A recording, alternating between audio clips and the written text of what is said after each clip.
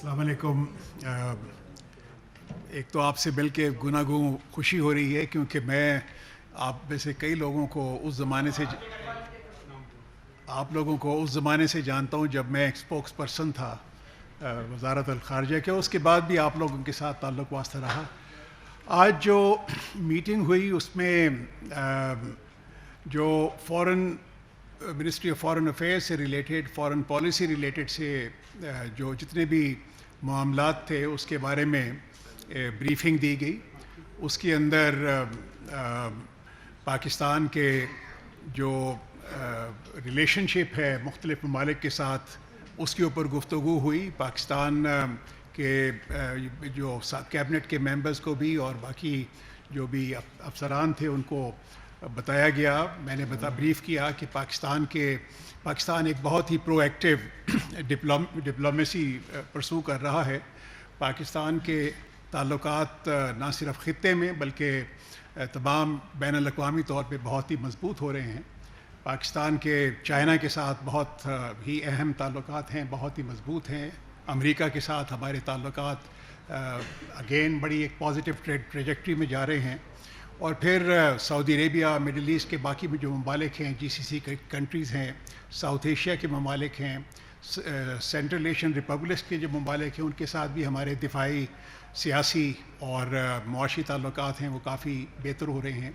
और एक चीज़ जो कि ख़ास तौर पे जिसका ज़िक्र किया गया वो ये था कि अफ्रीका एक बहुत ही एक अहम कॉन्टिनेंट के तौर पे उभर रहा है। और हमने एक जो मौजूदा हुकूमत ने एक लुक अफ्रीका पॉलिसी जो मुरतब की है जिसके तहत अफ्रीका के जो जितने भी ममालिक हैं उनके साथ राब्ते मज़ीद बढ़ाने की बात की गई। जो इकनॉमिक रिलेशनशिप है उनके बढ़ाने की भी बात की गई। और इसी तरीके से जो यूरोपियन यूनियन है उसके बारे में भी, क्योंकि यूरोपियन यूनियन भी पाकिस्तान का एक बहुत ही एक अहम पार्टनर है। और यूरोपियन यूनियन ना सिर्फ अहम पार्टनर है बल्कि यूरोपियन यूनियन के साथ पाकिस्तान के जो मुआशी ताल्लुकात हैं उसमें ये एक पाकिस्तान के एक बहुत बड़े पार्टनर्स में इमर्ज होते हैं जहाँ तक हमारी ट्रेड और इन्वेस्टमेंट की है। इसी तरीके से जिस तरह से चीन के साथ हमारे बड़े करीबी मुआशी ताल्लुकात हैं, इसी तरीके से अमेरिका के साथ भी हैं। और आपको ये जान के खुशी होगी कि इन तमाम ममालिक के साथ पाकिस्तान की जो ट्रेड है वो उसमें काफ़ी बढ़ावा आया है पिछले चंद बरसों में। मसलन किसी ज़माने में अमेरिका की जो हमारे साथ जो ट्रेड थी वो सिर्फ 9.5 बिलियन डॉलर्स थी और जो कि बढ़ के अब वो कुछ 11.5 और 12 बिलियन के दरमियान पहुँच चुकी हुई है। इसी तरीके से जीसीसी की कंट्रीज़, पाकिस्तान की जो मौजूदा हुकूमत है उसने एक बहुत ही रेवोल्यूशनरी स्टेप उठाया। और वो रेवोल्यूशनरी स्टेप था ये स्पेशल इन्वेस्टमेंट फैसिलिटेशन काउंसिल की सूरत में। ये जो स्पेशल इन्वेस्टमेंट फैसिलिटेशन काउंसिल है इसका बुनियादी मकसद ये था कि तमाम जो इंटरनेशनल इन्वेस्टर्स हैं अगर उनको कोई मुश्किलात दरपेश थी इन्वेस्टमेंट करने की पाकिस्तान के अंदर तो उन तमाम मुश्किलात को दूर किया जाए। और इसका जो मेजर स्कोप था वो काफ़ी अहम एरियाज़ में था। मसलन एग्रीकल्चर था, इसके अंदर माइनिंग और मिनरल्स थे, इसके अंदर एनर्जी सेक्टर की अपना उसमें थी वो जो अपना उसमें, और इसी तरीके से काफ़ी और सारे इसके अंदर एरियाज़ हैं जिसके अंदर इन्वेस्टमेंट। और आपको ये जान के खुशी होगी कि जो स्पेशल इन्वेस्टमेंट जो फैसिलिटेशन काउंसिल के इनकाद के बाद काफ़ी सारे जो हमारे ममालिक हैं, जीसीसी के ममालिक हो गए, बाकी इंटरनेशनल कम्युनिटी, उनकी तरफ से एक बहुत ही इंटरेस्ट का इजहार किया गया है कि इसके अंदर इन्वेस्टमेंट कि पाकिस्तान में इन्वेस्टमेंट होगी। एक जो स्पेशल इन्वेस्टमेंट फैसिलिटेशन काउंसिल में की जो ख़ास बात यह है कि ये भी एक आप एक तरीके से समझ लीजिए कि ये एक बहुत ही अहम कदम है जो ईज़ ऑफ डूइंग बिज़नेस है इन पाकिस्तान के अंदर। मसलन वो एक जो वन विंडो ऑपरेशन जिसको कहते हैं कि जी बिल्कुल उसी के हिसाब से जितने भी इंटरनेशनल इन्वेस्टर्स होंगे وہ آ کے پاکستان میں بہت بآسانی کاروبار سیٹ اپ کر سکیں گے اور ان کو تمام سہولیات وہ میسر ہوں گی جو کہ ایک جو جس کے وہ حقدار ہیں، جس کے لیے وہ اپنا ڈیمانڈ کرتے رہ گئے ہیں. ابھی پرائم منسٹر صاحب نے تھوڑی دیر پہلے یہ اناؤنس بھی کیا ہے، اور وہ بھی اسی کانٹیکسٹ کے اندر ہے کہ بزنس کمیونٹی جہاں سے بھی وہ آئے گی پاکستان میں انویسٹمنٹ کرنے کے لیے، ان کو لانگ ٹرم ویزا بھی دیے جائیں گے. اس کے علاوہ ہم نے بریفنگ دی پاکستانی ڈائسپورا کے بارے میں، ایکٹیو پبلک ڈپلومیسی کے بارے میں، ٹریڈ ڈپلومیسی کے بارے میں کہ کس طریقے سے ہم نے اپنے مشنز وہ ٹریڈ ڈپلومیسی میں وہ اپنا انگیج کر رہے ہیں انٹرنیشنل بزنس کمیونٹی کو. اور اس کے اندر خاص طور پہ جو اس وقت فوکس ہے ہمارے جو مشنز کا، وہ یہ ہے کہ اسپیشل انویسٹمنٹ فیسیلیٹیشن کونسل کو اس کی زیادہ سے زیادہ آگاہی ڈیولپ کی جائے اپنے جہاں بھی وہ اپنے ممالک میں تعینات ہیں. ان کو ہم نے سارا مٹیریل بھجوا دیا ہے اور وہ سارا ان کو کر دیا. ایک اور چیز جو کہ جس کا بہت ذکر ہوا وہ یہ ہے کہ ہمارے ڈائسپورا اور ہمارے جو special assistant to the prime minister ہیں وہ اپنا اس کے بارے میں آپ کو بتائیں گے کہ وہ بھی ایک بہت ہی اہم ہمارے لیے ایک ریسورس بیس ہے، ہمارے لیے ایک بہت بڑا سرمایہ ہے. بلکہ جتنی بھی ہماری ڈپلومیٹک ایفرٹس ہوتی ہیں، میری تعیناتی امریکہ میں بھی رہی ہے، یورپ میں بھی رہی ہے، اور میں آپ کو یہ بتاتا چلوں کہ پاکستانی ڈائسپورا نے جس طرح سے اپنے اڈاپٹڈ ملک کی وہ تعمیر و ترقی کے لیے کوشاں ہیں، اسی طریقے سے وہ پاکستان کی تعمیر و ترقی کے لیے بھی کوشاں ہیں. تو میں ان الفاظ کے ساتھ میں اپنے باقی دوستوں کو دعوت دوں گا کہ وہ بات چیت کریں اور کوئی سوال جواب اگر آپ کے ہوں گے تو اس کا جواب دیں. کیونکہ وزیر خارجہ صاحب نے ذکر کیا ویزا اور دوسری پالیسیز کا، تو ویزا کا جہاں تک تعلق ہے تو وزارت خارجہ اور وزارت داخلہ ان کے درمیان بہت ساری باتیں ہوتی ہیں، تو کیوں نہ وزیر داخلہ سرفراز بگٹی صاحب. شکریہ جی. فارن منسٹر نے بڑی ڈیٹیل میں آپ کو بتایا ہے کہ آج جو ہماری ایک لینتھی سیشنز ہو رہے تھے اس میں انٹیریئر ڈویژن کی آج بریفنگز تھیں اور کچھ ڈیسیجنز تھے، تو وہ آپ کے ساتھ شیئر کروں. دیکھیں، سب سے امپورٹنٹ چیز تھی ویزا پالیسی کی، بیکاز ویزا پالیسی مرتب نہیں ہو پا رہی تھی بڑے عرصے سے، اور اس ویزا پالیسی کے لیے انٹیریئر ڈویژن نے بڑی محنت کی ہے اور اس کو بزنس فرینڈلی بنایا ہے. اس کے جو امپورٹنٹ پوائنٹس ہیں وہ میں آپ کو بتا دوں کہ نمبر 1 از کہ کوئی بھی بزنس مین جو پاکستان میں انویسٹمنٹ کرنا چاہتا ہے یا بزنس ایکٹیویٹی کرنا چاہتا ہے، اس کا اپنا ملک اگر وہ اس کا فارن آفس لکھ کے دے دے کہ یہ بزنس مین ہے تو ہم اس کو فارن ویزا جو ہے وہ دے دیں گے. فارن آفس دے گی، لیکن ہم نے یہ پالیسی بنائی ہے. اس کے بعد جو وہ اپنا بزنس مین یہاں آتا ہے، بزنس کیپٹل لے کے آ رہا ہے، وہ اپنا ساتھ اپنے کوئی سپورٹ کرنے کے لیے کوئی سٹاف لے کر آنا چاہتا ہے، جس میں کوک ہو سکتا ہے، اس کا ملازم ہو سکتا ہے، اس کے لیے بھی ہم نے بڑی آسان شرائط کے ساتھ اس کو ویزا دے دیا. پھر ہمارے اپنے جو باڈیز ہیں، جو بزنس باڈیز ہیں، جس میں چیمبر آف کامرس ہے یا باقی چیمبرز ہیں، وہ اگر ہمیں ریکویسٹ کریں گے کہ یہ بزنس ایکٹیویٹی کے لیے آنا چاہتا ہے تو اس کے لیے بھی ہم نے اس کو ٹو کٹ اٹ شارٹ ہم نے اس کو ٹوٹلی بزنس فرینڈلی کر دیا ہے. نمبر 1. نمبر 2، آپ کو پتہ ہے کہ ہماری ایک اینٹی اسمگلنگ پہ ایک زبردست قسم کی ڈرائیو چل رہی ہے، جس میں ایف سی ہے، آئی بی اس میں ہمیں سپورٹ کر رہی ہے، انٹیلیجنس ایجنسی سپورٹ کر رہی ہیں، اور اس میں نیکٹا ہمیں سپورٹ کر رہی ہے. تو جتنی بھی ہماری اس میں ایک سنرجی کے ساتھ ہم ایک اینٹی اسمگلنگ ڈرائیو پہ گئے ہوئے ہیں، جس میں ڈالر کی اسمگلنگ ہے، جس میں کھاد کی اسمگلنگ ہے، جس میں چینی کی اسمگلنگ ہے، جس میں آئل کی اسمگلنگ ہے، تو یہ ویٹ کی اسمگلنگ ہے. یہ اس سے ملک بلیڈ ہو رہا تھا اور یہ بڑے عرصے سے یہ اسمگلنگ جو تھی یہ ہو رہی تھی. اور پھر بالخصوص جو افغان ٹریڈ تھا اس کے حوالے سے بھی اس پہ بھی اسمگلنگ کے بہت سارا عنصر تھا. تو ان ساری چیزوں کو ایک سنرجی کے ساتھ تمام ایجنسیز، اس میں پروونشل گورنمنٹس، فیڈرل گورنمنٹ کے جو ایجنسیز ہیں، سب نے اکٹھے ہو کے اس کے خلاف ایک ڈرائیو شروع کی ہے. وہ آپ کی نظر سے گزر رہا ہوگا اور مزید اس میں آنے والے دنوں میں جو ہے مزید انشاءاللہ تعالیٰ کامیابیاں ملیں گی، اور ہم اس پہ زیرو ٹالرنس ہے. सिमिलरली एक और चीज़ जिसमें इलीगल इमिग्रेंट्स हैं पाकिस्तान में, उसके हवाले से भी हमने एक पॉलिसी मुरतब की है, और वो पॉलिसी भी पहली दफ़ा मुरतब हुई है कि हम इलीगल इमिग्रेंट्स को किस तरीके से किन फेजेस में वापस भेजेंगे उनके अपने वतन में, और वो किस बुनियाद पे यहाँ रह रहे हैं। तो वो सारी चीज़ों की एक पॉलिसी मुरतब हुई है।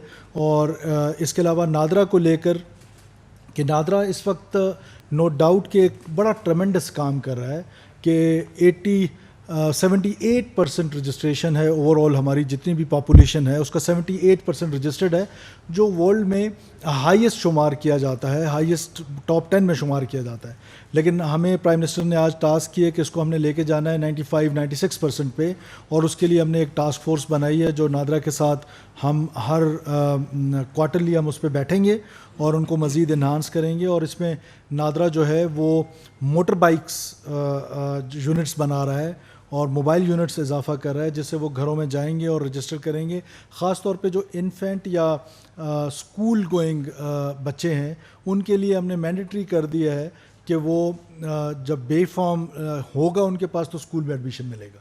तो ये वो मेजर्स हैं जिस पर काम हो रहा है, और हमारा खसूसी फोकस है लॉ एंड ऑर्डर के हवाले से, टेररिज्म के हवाले से जो हमें चैलेंज है। मैं समझता हूँ कि इतना बड़ा चैलेंज नहीं है। इससे पहले भी मुल्क ने इस चैलेंज को फेस किया है। हमारे सिक्योरिटी फोर्सेस ने, हमारी फ़ौज ने, हमारी आवाम ने इस चैलेंज को फोर फ्रंट आके लिया है, और हमने दहशतगर्दों को इससे पहले भी इस जंग में शिकस्त दी है। और मुझे यकीन है कि इंशाल्लाह ताला हमारे अंदर ये कैपेसिटी मौजूद है कि हम इन दहशतगर्दों को कैफ़रे किरदार तक पहुँचाएँगे जो मासूम लोगों का कत्ल गारत करते हैं, जो मासूम लोगों पर हमलावर होते हैं, जो हमारे सिक्योरिटी फोर्सेस पे हमलावर होते हैं।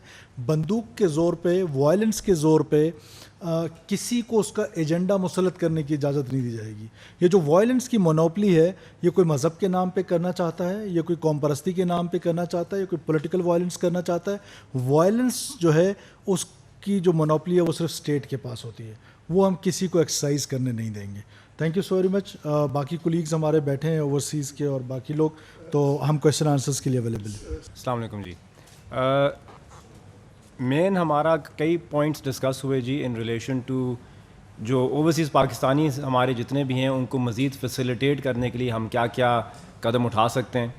उसमें जो हमने मेन एक चीज़ आइडेंटिफाई की थी वो इनकी इलीगल पोजेसन जो इनकी ज़मीनों पे पाकिस्तान में हो जाता है। हमारा ही पाकिस्तानी बैरून मुल्क बैठा होता है, पीछे उसकी ज़मीन पे कब्ज़ा हो जाता है या किसी किस्म का उसके साथ फ्रॉड हो जाता है। उसके लिए हम इंटीरियर मिनिस्ट्री के साथ मिल के इंशाल्लाह अगले चंद दिनों में एक सेल बना रहे हैं। उस सेल के अंदर कोई भी इनके मसाइल हैं इलीगल पोजेसन से रिलेटेड, तो वो इंशाल्लाह उस सेल के अंदर हल किए जाएंगे। यही मॉडल फिर बाकी प्रोविंसेस में भी, बाकी प्रोविंसेस से हमारी बातचीत चल रही है। इंशाल्लाह यही मॉडल फिर बाकी प्रोविंसेस में भी इम्प्लीमेंट किया जाएगा, ताकि पूरे पाकिस्तान में जितने ओवरसीज़ पाकिस्तानीज़ हैं उनको कोई लैंड ग्रैबिंग या लैंड के कब्ज़े से रिलेटेड कोई इशू हो तो उसको हम रिज़ॉल्व कर सकें। इसके अलावा उनकी ट्रैवलिंग में उनको मज़ीद फैसिलिटेट करने में कई सारे और इक़दामात हैं जो हम उठा रहे हैं, और उसकी डिटेल्स आपको आने वाले चंद दिनों में इंशाल्लाह वो भी मिल जाएंगी। इसके अंदर एक चीज़ मैं ऐड करता जाऊँ कि वर्कर्स वेलफेयर फ़ंड, ये भी ministry of overseas Pakistanis and HRD के अंदर डिपार्टमेंट फॉल करता है। इनके कई प्रोजेक्ट्स थे जो कि चंद सालों से पेंडिंग थे। इसमें हस्पताल थे बलूचिस्तान में, इसमें स्कूल्स थे बलूचिस्तान में, और किसी ना किसी वजह से वो पाइपलाइन में रुके हुए थे। तो इनमें से कई हैं जो हम 30 से 60 दिन में इंशाल्लाह कंप्लीट कर लेंगे, और कुछ के हम 30 दिन के अंदर अंदर फाउंडेशन स्टोन ले करेंगे इन बलूचिस्तान, एंड कुछ इसके अंदर सिंध के अंदर भी हैं। शुक्रिया। से बहुत अहमियत है दो तरह से। एक तो ये कि IT से बहुत सारे गवर्नमेंट के प्रोसेसेस और सिस्टम्स ऑटोमेट किए जा सकते हैं, डिजिटाइज़ किए जा सकते हैं। इससे करप्शन में भी कमी आती है और शहरियों के लिए भी सहूलत पैदा होती है।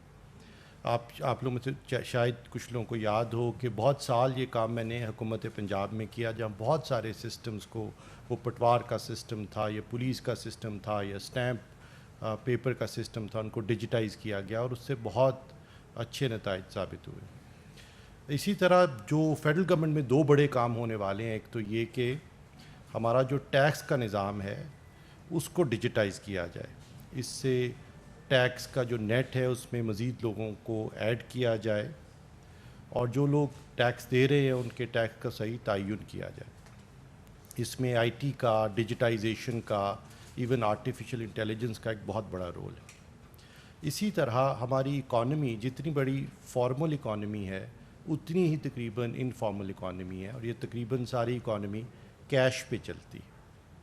تو اگر اکانومی کو ڈیجیٹائز کیا جائے، لوگوں کے لیے سہولت پیدا کی جائے کہ ہم ڈیجیٹل پیمنٹس کر سکیں، تو اس سے یکسر ہماری جو معیشت ہے اس کا جو ڈاکیومنٹڈ سائز ہے وہ گرو بھی کرے گا، اور اس سے ہمیں اپنی اکانومی کو فارملائز کرنے میں بھی مدد ملے گی.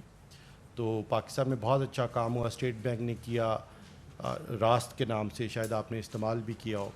لیکن ابھی اس طرح نہیں کہ ہم کسی دکان پہ جا کے آسانی سے ڈیجیٹل پیمنٹ کر سکیں، کسی ٹھیلے پہ کوئی چیز خرید کے ڈیجیٹل پیمنٹ کر سکیں، یا میں آپ کو آسانی سے 20 روپے دے سکوں یا آپ مجھے 30 روپے واپس کر سکیں. تو اس کے لیے بہت سارے کلیدی اقدامات اٹھانے کی ضرورت ہے اس کو ڈیجیٹائز کرنے کے لیے.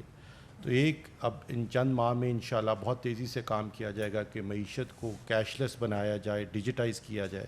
اسی طرح ٹیکس کے نظام کو ملک بھر میں ڈیجیٹائز کیا جائے.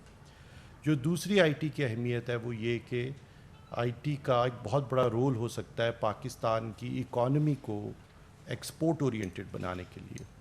اس وقت پاکستان کا جو آئی ٹی سیکٹر ہے اس کی کل جو ایکسپورٹس ہیں وہ تقریباً $2.6 بلین ہے، جبکہ اس کی کیپیسٹی تقریباً $10 بلین کی ہے.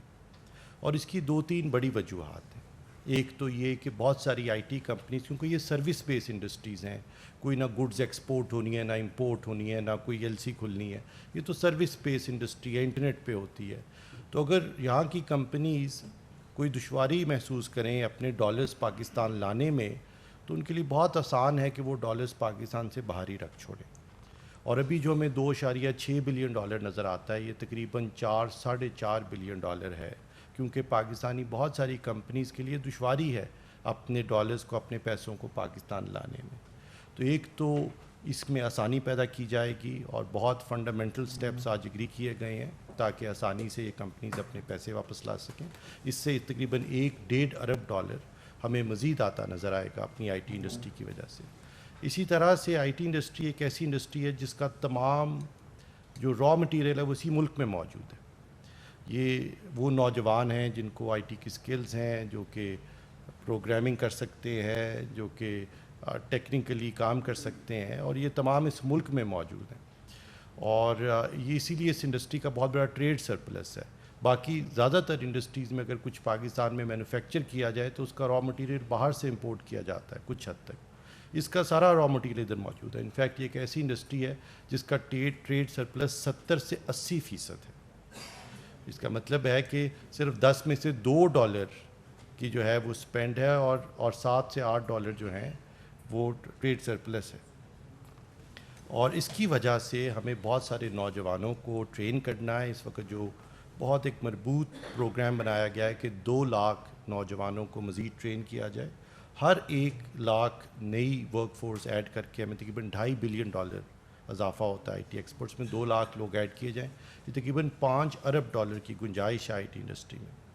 اور فائنلی اسی طرح کیونکہ ٹیلی کام کا ایک بہت امپورٹنٹ سیکٹر ہے، اس کی 5G کی آپشن ہونی ہے، اور وہ لانگ ڈیلیڈ ہے. اس وقت دنیا 6G 6G کی طرف موو کر رہی ہے، اور ہم ابھی تک ہمارے کنزیومرز بھی سفر کر رہے ہیں، ٹیلی کام انڈسٹری بھی سفر کر رہی ہے. تو اس کی بھی ایمیننٹلی اگلے 10 ماہ میں آکشن کی جا سکتی ہے اگر تیزی سے چلا جائے تو. اور یہ چند ماہ میں ہم وہ اقدامات اٹھائیں گے جس سے یہ ہم اس طرف چل پڑیں کہ یہ 10 ماہ میں اس کی آکشن کی جائے. اور فائنلی یہ کہ پاکستان کے بہت سارے نوجوان دنیا بھر میں فری لانسنگ کرتے ہیں. ان کو یہاں نوکریاں تو میسر نہیں، لیکن دنیا کی جو گلوبل ورک فورس ہے جہاں پہ ہر چیز آؤٹ سورس کی جاتی ہے، وہ ان ویب سائٹس کے ذریعے وہاں پہ $5 $10 $15 دن کے کماتے ہیں. اور ان کے لیے بہت مشکل ہے کہ وہ پیسے پاکستان میں لا سکیں. پاکستان میں نہ پے پیل ہے، نہ اسٹرائپ ہے، اور اگر لائیں بھی تو ٹیکس رجیم وہ نہیں جو آئی ٹی انڈسٹری کی ہے. پھر اسی طرح یہ اگر کوئی $5 $10 دن کے کماتا ہے تو وہ نہ 3 لاکھ کا لیپ ٹاپ خرید سکتا ہے، نہ وہ جنریٹر خرید سکتا ہے، نہ انٹرنیٹ کا انتظام کر سکتا ہے. تو فیصلہ کیا گیا کہ پاکستان بھر میں 5 لاکھ لوگوں کے لیے فری لانسنگ کی سہولت پیدا کی جائے گی، اور کو ورکنگ سپیسز بنائی جائیں گی جہاں پہ ہمارے نوجوان جائیں وہاں پہ کمپیوٹر لگے ہو، انٹرنیٹ آ رہا ہو، جنریٹر میسر ہو، اور وہاں سے وہ اس گلوبل جو اکانومی ہے اس کا حصہ بن سکیں اور $5-10 دن کے کما سکیں. اگر 1 ملین 10 لاکھ نوجوان جو کہ تقریباً 2 سال میں یونیورسٹی سے ٹرین ہوتے ہیں اگر $10 دن کے بنائیں تو یہ $3 ارب سالانہ پاکستان کے لیے کما سکتے ہیں. تو ابھی ہم جو $2.6 بلین پہ کھڑے ہیں وہ ایکچولی $4.5 بلین ہے، کیونکہ بہت سارے پیسے باہر پڑے ہیں. پاکستان میں 2 لاکھ نئے I T soft where developers کی گنجائش ہے جس سے $5 ارب مزید آ سکتا ہے. اور پاکستان کے فری لانسرز اگر ہماری یہ نئی جو ہم اسکیم لے کے آ رہے ہیں اس کے تحت کام کر سکیں آسانی سے تو تقریباً $3 ارب مزید پاکستان میں لایا جا سکتا ہے.